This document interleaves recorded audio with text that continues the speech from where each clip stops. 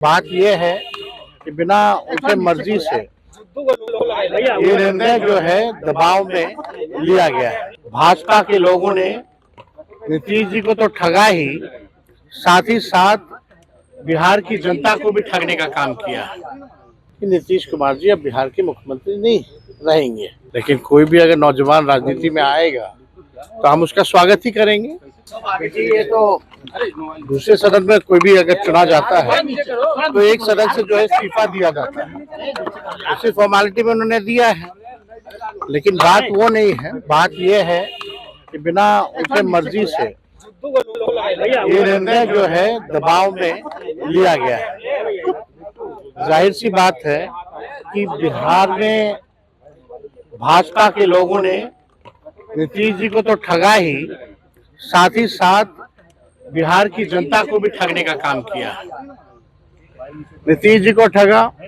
हम लोग शुरू दिन से कहते थे कि उनको मुख्यमंत्री जो है पद पर अगर भाजपा एनडीए की सरकार आती है तो रहने नहीं दिया जाएगा। आज वही बात जो है साबित हुआ है। दूसरी बात ये भी साबित हुआ कि चुनाव में जो इन लोगों ने धन तंत्र और मशीन तंत्र लगाया था और माताओं बहनों से ये कहा गया था कि 2 लाख रुपए मिलेंगे, चुनाव के समय 10,000 रुपया दिया गया और बाकी बोला गया चुनाव के बाद 1,90,000 रुपया दिया जाएगा। अब कब मिलेगा ये पता नहीं। बिहार की महिला मतदाताओं को इन लोगों ने ठगा। और यही नहीं बल्कि जो 125 यूनिट फ्री बिजली की जहां तक बात थी, जो हम लोगों ने कहा था कि हमारी सरकार आएगी तो 200 यूनिट फ्री बिजली देंगे। तो आज समझे बिहार में पहले से ही, चुनाव से पहले से ही देश भर में सबसे महंगा बिजली मिलता है। अब जो है बिजली के दरों जो है और जो है बढ़ाई गई है। यानी ये केवल और केवल ठगों की सरकार है। बिहार की जनता को ठगा, नीतीश जी को ठगा। तो जो अपनों को इन लोग ठग सकते हैं तो समझ सकते हैं कि बिहार की क्या स्थिति होने वाली है। गैस हो, डीजल हो, पेट्रोल हो, महंगाई जो है चरम सीमा पर अभी पहुंची है। और अभी आप देखिएगा, जैसे आपका बंगाल का चुनाव, केरल का चुनाव समाप्त होगा, वैसे पुनः आपका पेट्रोल डीजल की कीमतों में बेतहाशा वृद्धि होगी। तो ये लोग केवल ठग लोग हैं, ठगने का काम करते हैं।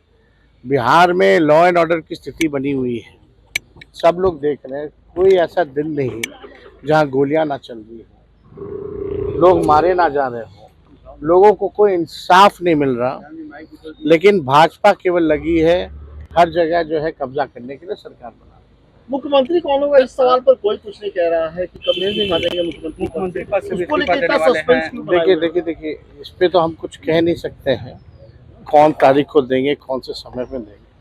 लेकिन एक बात तो तय हो गया कि नीतीश कुमार जी को बीजेपी ने है, और ये भी बात तय हो गया, स्पष्ट हो गया कि नीतीश कुमार जी अब बिहार के मुख्यमंत्री नहीं रहेंगे।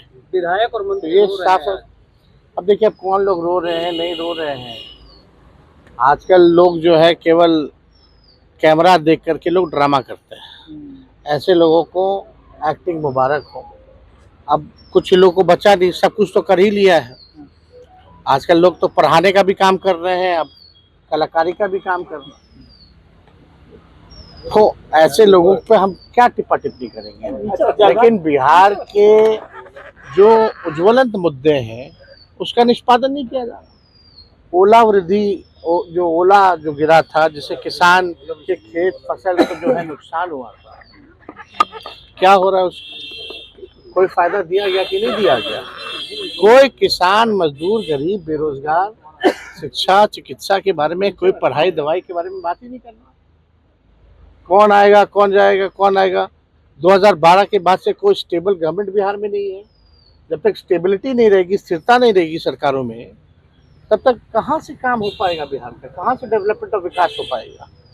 तो ये सवाल खड़ा होता है। तेजस्वी जी अभी दिल्ली जा रहे हैं, दिल्ली के बाद केरल जाएंगे, वहाँ अपनी पार्टी चुनाव लड़ रही है। हम लोगों का एलडीएफ से वहाँ अलायंस हुआ है, 3 सीटों पे हम लोग लड़ रहे हैं। इससे पूर्व में भी हमारे विधायक वहाँ हैं केरला लेजिस्लेटिव असेंबली में, और 3 दिन का हमारा प्रचार का कार्यक्रम है वहाँ। उसके बाद झारखंड में 5 तारीख को हमारा कार्यक्रम है। तो पार्टी के संगठन को और मजबूत करना, विस्तार करना, और हम लोग चाहेंगे कि भाई, क्योंकि केरला आप जान रहे हैं सबसे ज़्यादा लिटरेसी रेट है, सबसे ज़्यादा आपका जो है डेवलपमेंट जो है वही है। तो हम लोग जो है वहाँ जो मौजूदा जो सरकार है उसके अंग हैं, और हम लोग चाहते हैं कि पुनः ये सरकार जो है वापस आए। सर, बंगाल पश्चिम बंगाल भी जा रहे हैं। 173 थाना प्रभारियों का, बड़े-बड़े अधिकारियों का तबादला हो रहा है। बिहार में तो ऐसा कुछ देखने को नहीं मिला। वो बिहार में उन्हीं की सरकार थी। वो तो आप बिहार में चुनाव से पहले ही कितने तरह से पोस्टिंग हो रखी है, कई बार हो रखी है, किसको नहीं पता है। बिहार में तो थाने प्रभारी से लेकर के सब लोगों का तो हुआ ही है चुनाव से पहले। और इलेक्शन कमीशन को तो वही करना है जो बीजेपी से जो लिस्ट आता है, कॉपी एंड पेस्ट करके ऑर्डर निकालना है। केवल ऑर्डर आता है कहीं और से और इलेक्शन कमीशन कॉपी और पेस्ट करता है, अपना निर्णय तो कोई लेता है नहीं। तो इस पे हम सब लोग जान रहे हैं कि जो राज्यों में जो चुनाव है, हम लोगों की पूरी शक्ति हम लोग लगाने का काम करेंगे ताकि वहाँ भाजपा जो है ना आए। ममता बनर्जी कह रही है कि पश्चिम बंगाल में उनका खतरा है, जान का खतरा है, बता रही है ममता बनर्जी। देखिए आप एक बात समझ जाइए कि बंगाल में भाजपा नहीं आने जा रही है, ना ही केरल में भाजपा आने जा रही है, और दोनों जगह जो है भाजपा की जो है करारी हार होने वाली। सर, निशांत का कोई राजनीतिक भविष्य है क्या नीतीश जी के इस्तीफा देने के बाद? कैसे देखते हैं? अब देखिए, अब हम इस पे कोई टिप्पा टिप्पणी तो करना नहीं चाहेंगे, लेकिन कोई भी अगर नौजवान राजनीति में आएगा तो हम उसका स्वागत ही करेंगे।